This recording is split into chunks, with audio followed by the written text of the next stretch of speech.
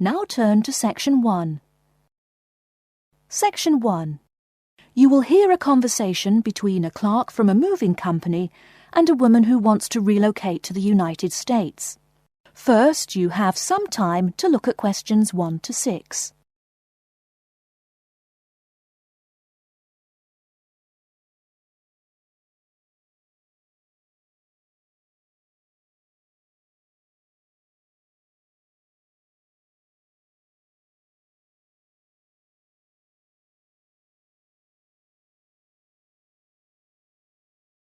You will see that there is an example which has been done for you. On this occasion only, the conversation relating to this will be played first. Good morning, ma'am, and welcome to Australia's Moving Experience. How can I help you? Well, I hope you can help me. I'm so up in the air right now. Just calm down now. Let me guess. You're moving and it has you a little confused. That's it exactly. You see, I'm relocating to the United States next month, and I'm having a hard time getting organised. Here, fill out your name and address and let me ask you a few questions. Oh, what should I call you? My name is Jane Bond. The woman says that her full name is Jane Bond, so Jane Bond has been written in the space. Now we shall begin. You should answer the questions as you listen, because you will not hear the recording a second time. Listen carefully and answer questions 1 to 6. Good morning, ma'am, and welcome to Australia's Moving Experience. How can I help you? Well, I hope you can help me. I'm so up in the air right now. Just calm down now. Let me guess. You're moving and it has you a little confused. That's it exactly. You see, I'm relocating to the United States next month, and I'm having a hard time getting organised. Here, fill out your name and address and let me ask you a few questions. Oh, what should I call you? My name is Jane Bond. OK, Jane, first of all, what's your work phone number? In case I have any questions about things. My work phone is 9463 550. But please try not to call me too often there. My boss hates personal calls. So does mine, ma'am. So does mine. And what address should we ship your things to? My new company is letting me stay temporarily at 509 Clark House. That's Clark. 1137 University Drive in Seattle. Seattle? Beautiful city, I hear. Mountains right beside the ocean almost. Cooler than Australia too. OK, and when should we come pack your things? I guess that would be on Monday, March 11th. Do you want any help with an after-packing clean-up? We do that for a small additional charge. Yes, that would be helpful. I promised the landlord I'd give her the keys back by 5 p.m. on Thursday the 14th. Great. We'll just schedule the clean-up for that day. That way, the place will smell clean and there'll be no dust. Well, you do think of everything. Oh, how much is this going to cost? Here is a list of our basic prices. Oh dear, this seems rather expensive. Yes, ma'am, but you're paying for the best. We're careful and we're fast. Like we say, the only thing we break are speed records getting you moved. Well, maybe that's so. Oh, I nearly forgot to tell you, I don't want my furniture shipped with me. I won't be looking for an apartment till after I arrive in America. Would it be possible to put my furniture in storage here for a month, then have it sent along later? Of course, we do that all the time. A couple of other things. Here at A Moving Experience, we try to pack your things logically. We don't just throw stuff in boxes. Before you hear the rest of the conversation, you have some time to look at questions 7 to 10.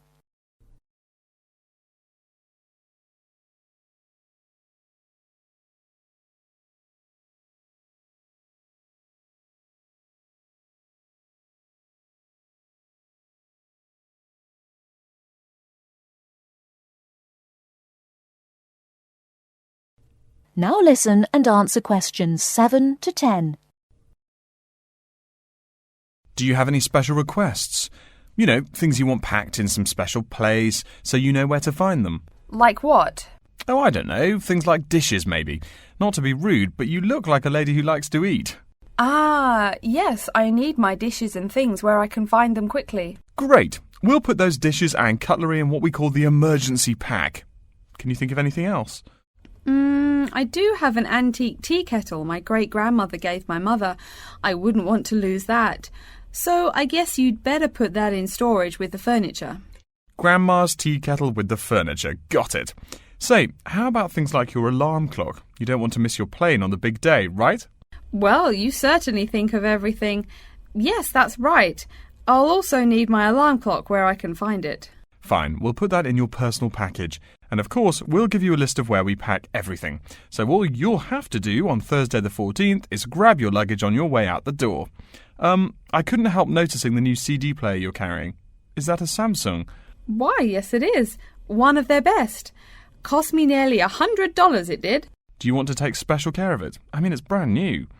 Take care of it, but nothing special. You can just put it in storage with the furniture. That looks like everything we need here. I guess you're all set. That was certainly quick. Thank you, young man. This has been a most moving experience.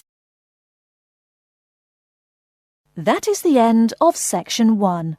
You now have half a minute to check your answers.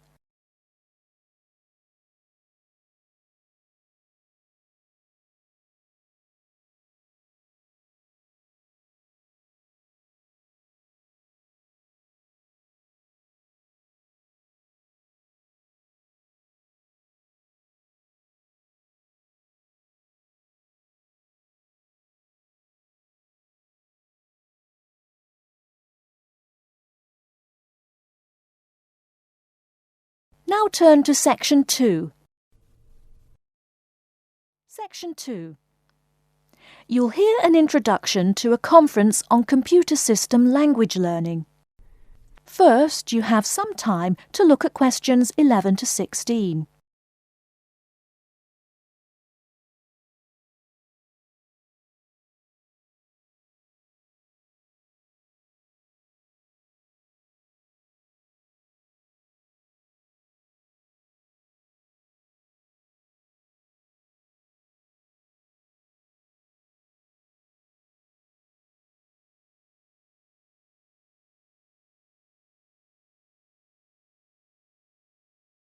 Now, listen carefully and answer questions 11 to 16. Good morning, everyone, and welcome to the second annual Wallabaloo Conference on Mastering Computer Languages. I hope you all had a good trip. Before we get underway with today's programme, let me fill you in as to what's on tap for tomorrow, Sunday, February 19th. At 9 a.m, right here in the main hall, we'll be hearing a lecture from Dr. John Smith about computer as teacher. Professor Smith from the University of Melbourne is a world-class expert in the field of computer-assisted education, and his talk promises to be both stimulating and informative. Immediately afterwards, at 10:30, there will be a presentation of papers by various delegates. That, however, will take place in the garden room on the ground floor. If you don't yet know, the garden room is also called the ballroom and will be gathering at the west end, the slightly raised area called Level 2. Just look for the crowd. If you get lost, there are signs in the foyer. After all that thinking, talking and listening, I expect everyone will be a bit weary.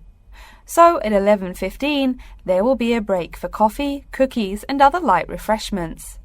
These will be available at the aptly named refreshment stand, placed by the door back here in the main hall. Also, if you choose to skip the formal lunch, you can buy a packed lunch at the stand for a reasonable price. I strongly urge you, however, to join us at the formal lunch. That won't be till 1 o'clock sharp, so you have time to stroll about town a bit. We'll be eating at the Seaview restaurant. The restaurant is located right here in the hotel on the top floor. It's a good dozen flights of stairs, so I suggest you take the lift on the ground floor, eh? If you're not fond of fish, there's an all-you-can-eat barbecue available as well. They even offer wallaby meat. After lunch, we'll troop back downstairs to Level 2 in the ballroom for the presentation of further papers, which will begin at 2 p.m. Please try to be on time. I know you'll be a bit tired after lunch, but the ballroom echoes so with people coming in late. Thank you in advance. Once we've heard the papers, we'll break for afternoon tea at 3:10 p.m. No need to walk. The manager of the refreshment stand has graciously agreed to have tea served in the ballroom. He's even promised us some special scones, baked from a recipe of his dear old Scottish grandmother. Then, tea being drunk and scones munched, we'll retire here to the main hall for some closing remarks and questions. So, by 5 o'clock, we should have the conference wrapped up. But the fun isn't over. This is Australia, mates. We'll be flocking to the hotel's own Palm Lounge on the east side of the foyer for an informal reception. You can relax, mingle with the other delegates, and let your hair down a bit. This will run from 5:10 to 6:10, though you're free to stay as long as you like. The lounge manager has informed me that for the duration of the actual reception, you can have all-you-can-drink beer for $20 with purchase of an advance ticket. Before you hear the rest of the talk, you have some time to look at questions 17 to 20.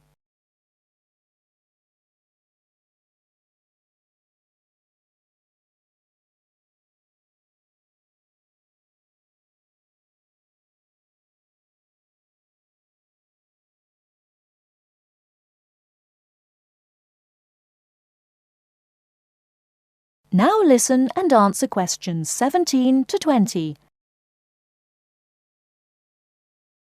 And yes, tickets can be purchased from any conference organiser or at the front desk any time between now and the start of the reception.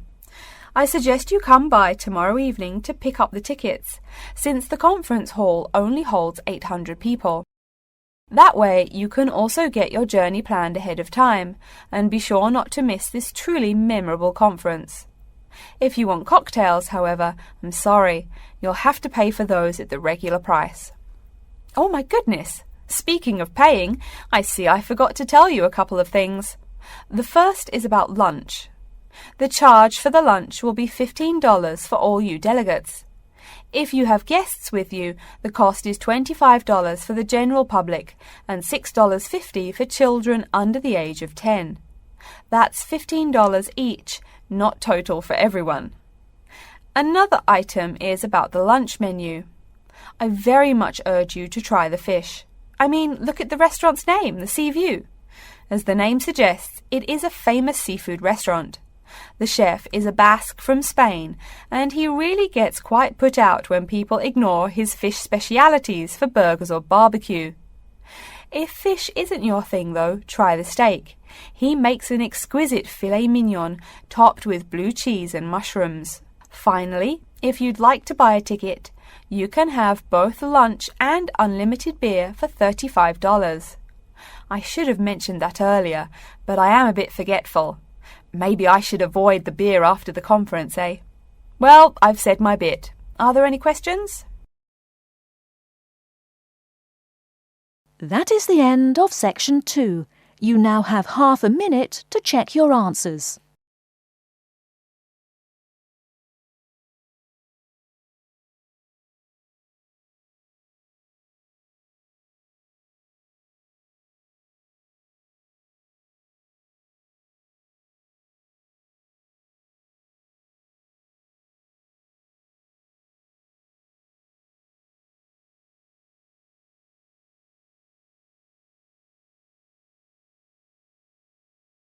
Now turn to section 3.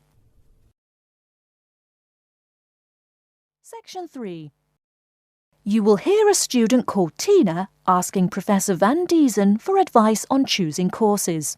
First, you have some time to look at questions 21 to 26.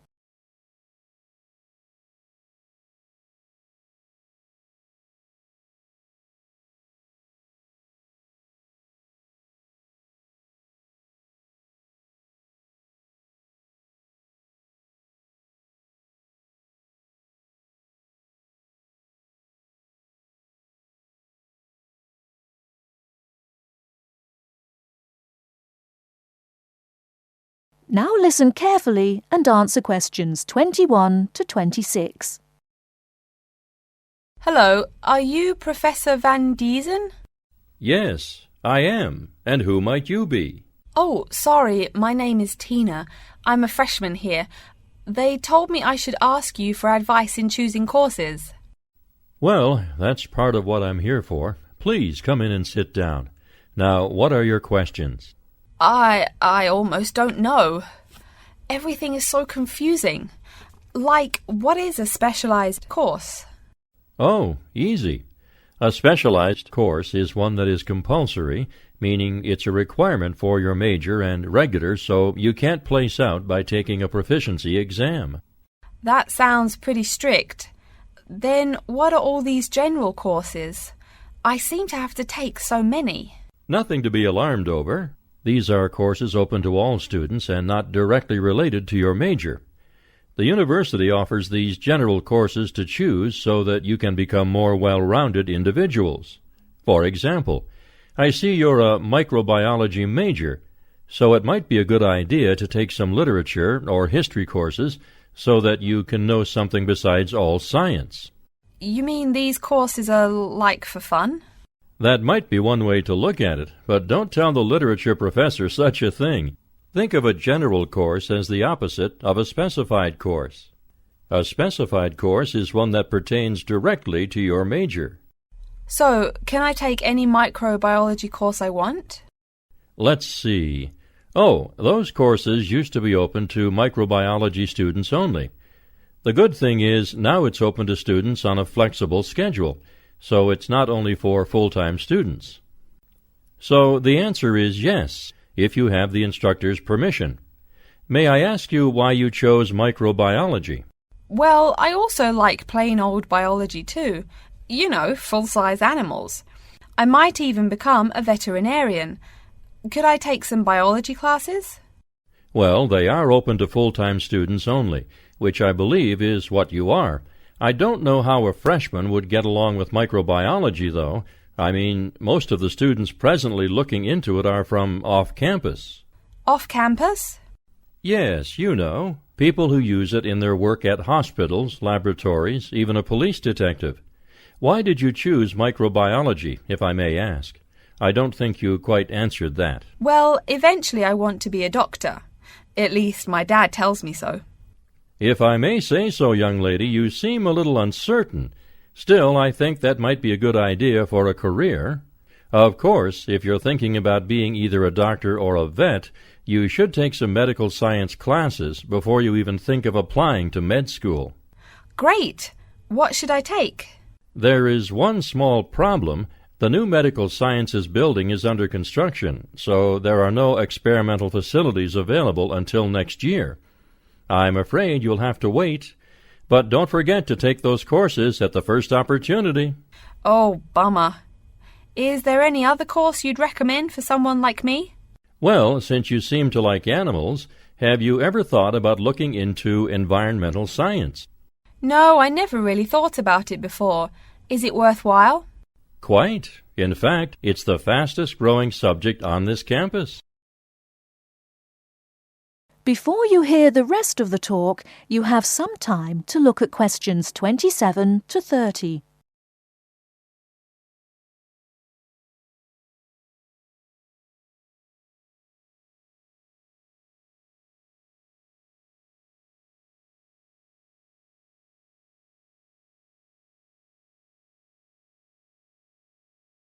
Now listen and answer questions 27 to 30. I'm sorry, I couldn't help noticing the long list of classes you've written out there. May I have a look? Oh, sure.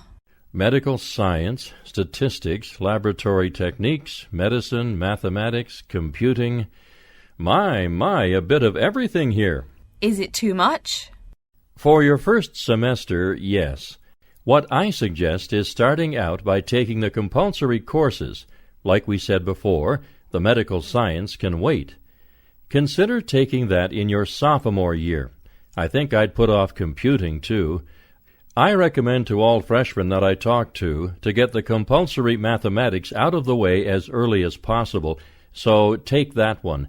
It'll be one less difficult course you have to focus on when the science lab opens next year, and you have to catch up on classes like laboratory techniques. Your major also requires statistics, so you have to balance 2 math classes, and no doubt you should take that. Otherwise, get your required medicine course out of the way by taking something theory-based. Oh, of course, and your environmental science class, if you're interested. The others can wait, though I think computing is definitely a good idea, even though it's not required. I see, too, on your paper there you seem to have had high marks on the entrance exam. Yeah, I guess so. Don't be shy. Have you thought about applying for a scholarship? Do they have any? I mean, my dad is always complaining about how much money it costs him. In your department there are actually 3 full scholarships available. They cover tuition and provide $1,500 cash. $1,500 cash? Party! Please, miss, the money is intended more as a textbook allowance, not party money. If you promise to behave, I'll show you how to apply. Great, and thanks. That is the end of Section 3. You now have half a minute to check your answers.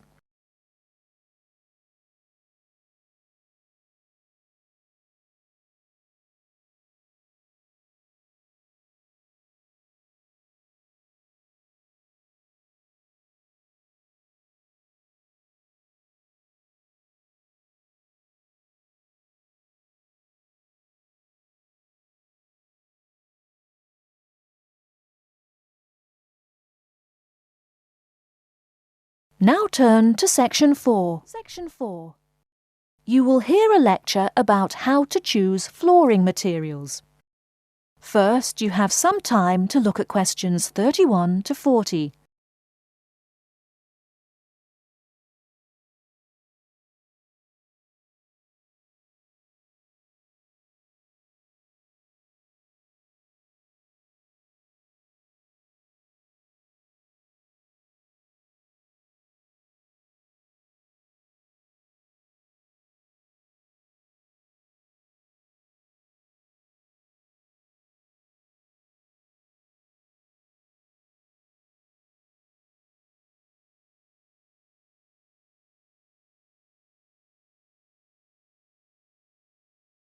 Now listen carefully and answer questions 31 to 40.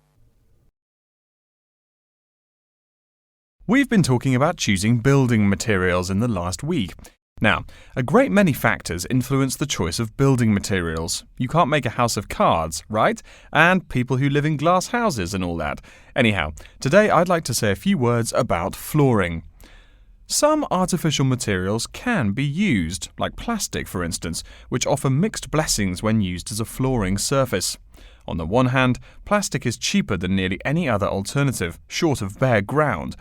Plastic also does not warp like wood. On the other hand, the best that can be said about plastic is that it looks like wood or stone. However, it cannot replace the real materials. As I have mentioned, I'm fixing up a new house. The decorator my wife hired told me plastic does a great job of looking exactly like plastic. Besides, it scratches easily, fades or discolours, and starts cracking within a year or two. So, if you're fitting out a sleazy hotel or plan to live in a trailer park, go with the plastic. Really though, for all intents and purposes, this leaves us with wood or stone as choices for flooring. Stone and wood are alike in at least one respect. Both go through processing before they can be put to use. Since few of us cut our own lumber or quarry our own stone, this is not perhaps a pressing concern. Still, do-it-yourselfers would do well to remember to buy only properly seasoned wood. Unseasoned wood warps, and a warped floor quickly becomes firewood, and its owner quickly becomes poorer. Likewise, except for dull-hued materials like slate or sandstone, most stone floors are polished before installation. The choice goes well beyond just wood or stone. Each type requires many further considerations. A few special remarks are called for when considering wood. For example, as always, aesthetics, personal taste and layout all play roles, as well as the type of house or room. Oh, and certainly don't forget the cost. When it comes to cost, a rule of thumb is that the softer and less exotic the wood, the lower the cost. In the US, for instance, pine is both ubiquitous and cheap. Mahogany is imported and exorbitantly expensive. If you're on any kind of budget when remodelling, it's really helpful to remember to go for the softer woods. Aside from cost, there are still lots of different factors that are important in choosing the best flooring for the job. Continuing with the example of wood, one must consider the effects of each type of wood on the mood of the room. When selecting the best wood to use, particular attention needs to be paid to its grain patterns, texture, and colour. In rooms where relaxation or deep thought is the aim, say bedrooms or the study, dark, strong-grained woods are the rule. Here, the grain ought to match the furniture for a feeling of homogeneity. In rooms where activity and motion are typical, the dining room or living room, lighter, finer-grained lumber is more suitable. In such a setting, the wood grain might be useful in offering a contrast to the furniture. This leads to a feel of subconscious excitement in keeping with the room's function. In either case, though, consult a decorator. It is a decorator's job to know what materials to use to fit the function of the room. Though some things about putting together a room are subjective and based on one's individual taste, materials appropriate to a room's function are much more straightforward. A decorator takes the needs of the customer and uses a mathematical formula rather than subjective words. Since feelings vary from person to person, verbal descriptions of wood types tend to be ambiguous. You want the wood you select, not something approximate. And if you do decide to do it yourself, remember that all wood must be treated with preservatives to enhance its appearance and preserve its natural beauty. In the case of stone, or quarry tile, as flat-cut flooring stone is properly called, a new set of considerations must be weighed up. Simple colour aside, the degree of reflection must be kept in mind. This is called the reflectance rate, which is expressed in a number between 0.0 and 1.0, depending on the amount of light it reflects. At one end of the scale is polished silver. At a rating of 1.0, this shiny surface reflects nearly all of the light directed at it. Numbers closer to 0 describe materials that absorb more light. Moving down the scale a bit, we see that plastic that has been painted white has a rate of 0.8, which makes sense. We know that the colour white reflects all other colour, while black absorbs all colour, and plastic itself is a relatively reflective material. Materials that are denser and darker have reflectance rates much closer to 0. The quarry tile I mentioned a while ago has a rate of 0.1. As you may know, quarry tile is generally dark brown and made from clay, so it is quite dense. Of course, there is considerable variation among types of quarry tile because of the hue or treatment of the clay during its creation. Does anyone have any guesses as to what material may have a rate of almost 0.0? We can guess most of these materials are black in colour, but plastic, wood and even stone reflect some light. One material with a rate of almost 0.0 is black velvet. The texture produces almost no shine at all. Carrara marble, despite its white hue, is actually lower in reflectivity than black onyx. In any case, the fact that tiles vary somewhat should not be forgotten. A highly reflective floor would not be suitable in a library. It would be indispensable in a ballroom, should your home be large enough to feature one. Again, a rule of thumb is that light means lively. Since form and material follow function, one should only use the more reflective materials in rooms where the cultivation and expression of energy is important. Bear in mind, too, that most types of stone cost more than all but the rarest of wood. Of course, there is no reason why some rooms of a house should not feature wood floors or other stone tiles. You can even mix the two. A room with wood panels on the walls can have a beautiful stone floor. My bedroom has white birch walls and a light blue slate floor. The place looks like a Russian hunting lodge. Remember though, go with what feels right for you. Good taste and the laws of interior design are the homeowner's servants, not his master. It's only beautiful when you decide it is. I mean, you're the one who lives there, not the decorator, right? Okay, are there any questions? That is the end of section 4. You now have half a minute to check your answers.